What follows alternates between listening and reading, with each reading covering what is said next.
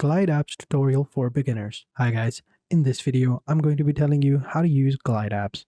So having said that, let's just jump into the video. So over here, as you can see, I'm on their website glideapps.com, and to get started we're just simply going to go ahead and click on start for free. It is free, but there is a pricing plan which we will get into later on in the video. So once you've clicked up, you can sign up with either your Google account. So over here, you can go ahead and sign up with your Google account or enter in your work email. Depends on you. I'm going to continue with Google. And once you've done that, you're good to go. Then it's going to ask you some questions like over here.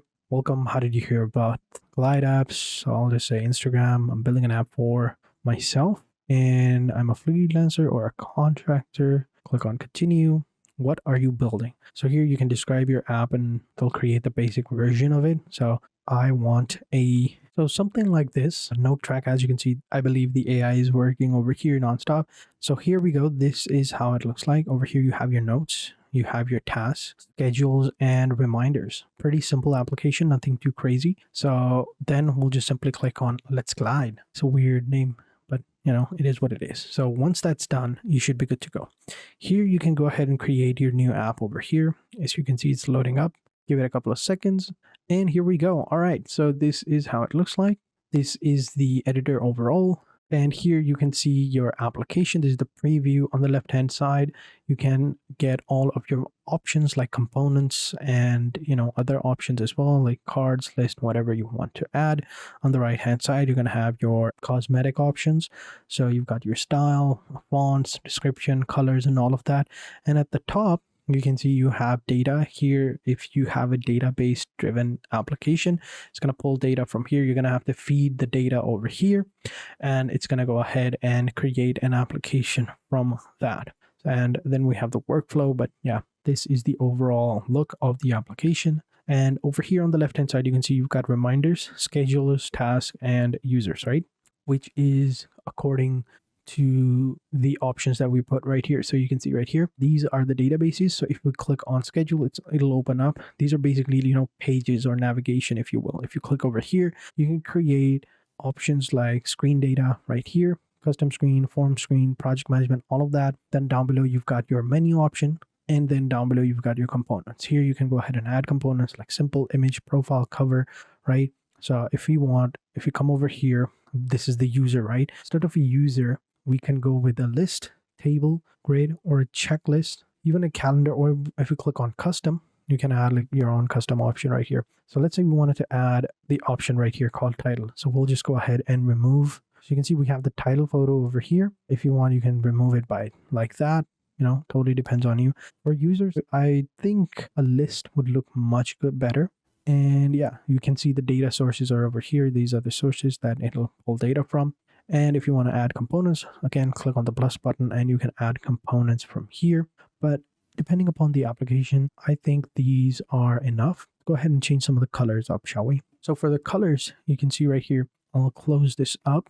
You can see it's a more of a purplish type of colors. You can see right here, allow users to add items, allow users to edit items. I'll go ahead and do that actually. If we click on this plus icon, we can go ahead and add title. Body, I don't think we would need to do that. I think edit items, we can edit it, right? That looks good. We can edit the items that we want. That's good. Allow users to delete. I think that's also good, or not. I'll keep it over there. And then we have the options right here.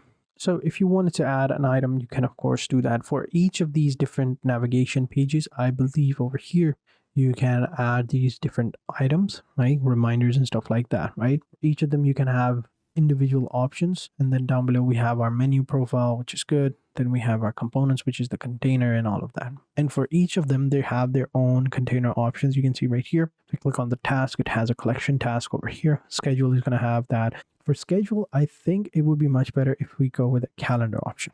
Here we can check it out. For tasks, I think a list is good, or maybe a checklist. A checklist is much better. And for reminders, I think a simple card option or actually a list option is much better. So for reminders, it's going to be list. For schedule, it's going to be a calendar. And then for tasks, it's going to be a checklist right here. I think that looks good. Once that's done, you can publish it. I don't see an application or an option to change the colors, which is weird. We should have an option right here. But yeah, Then we have the setting option right here. If we click on settings, we can see it right here. Sorry about that. I thought I couldn't see it, but it's right here. Click on the settings. You can see the name and icon of your application. Click on appearance. You can see the colors right here. It's purple. Purple is good. If you want, you can change the colors, and depends on you. You can add the containment, width and small and all of that. Privacy is going to be either you want it to be a private application or a public. Totally depends on you. Integrations, you can integrate other applications as well, like Giphy or GitHub, Gmail, whatever. You have users and authentications. So here you can go ahead and select sign in with Google option, right? Depends on you. If you want pin emails with Google or whatever, totally depends on you whether you want that option or not.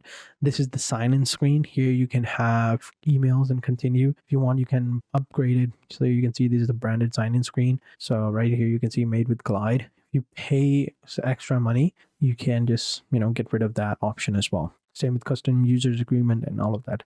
Then we have the data. If you want, you can import the data or delete the data or export the data as well. And then down below, you have your billing methods.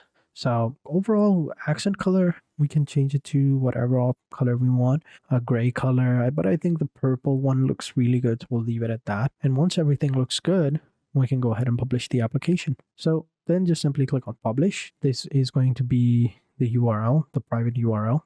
And if you want, you can change it to whatever you want. So NoteTrack is my application name. I think that looks good. Click on publish. NoteTrack.glide.page. That is the application. And there we go. Next, you can invite users to go ahead and use it. You've got the link app over here. If you click on privacy, you can set it to public and private.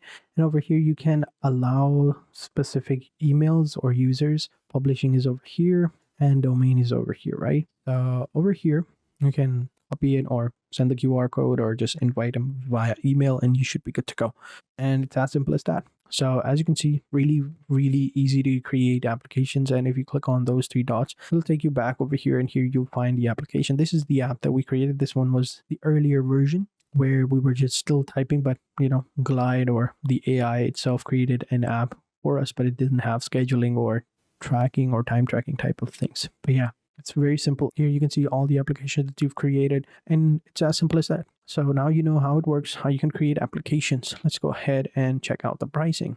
So the pricing is as follows. You've got 4 plans, including the enterprise. You've got the free, the maker, and the business. Free plan is free plan, of course. You can create one app and you can have 10 personal users, no updates needed, up to 25K rows and data sources. You can add like a glide table and big table and all of that. Key features are going to be 40 plus components, real-time data sync, and community support. Then you've got the Maker app. Here you can create apps for your ideas. It's going to be $69 per month, which is billed yearly. You can create 3 apps, unlimited personal users, 500 updates. I think it's going to cost 2 cents per update. Up to 50,000K rows, and you can add data sources such as Google Sheets, and you can import data from Google Sheets and Excel or CSV files and everything. So keep that in mind. And the business price is going to cost you $199 per month billed yearly. And in it, you can see you get everything in the previous plans and more. So you get unlimited apps, 30 users, 5,000 updates, and up to 100K rows. Data sources include Airtable, Excel, Google Sheets, and Glide tables. And you can have other options as well. So these were all the information you needed to know about Glide and how to use it and how to create apps. So thank you guys for watching. Hope you guys enjoyed this video. If you did, be sure to hit the like button, subscribe to the channel, and turn on post notifications. And I will catch you guys in the next video. And until then, take care and goodbye.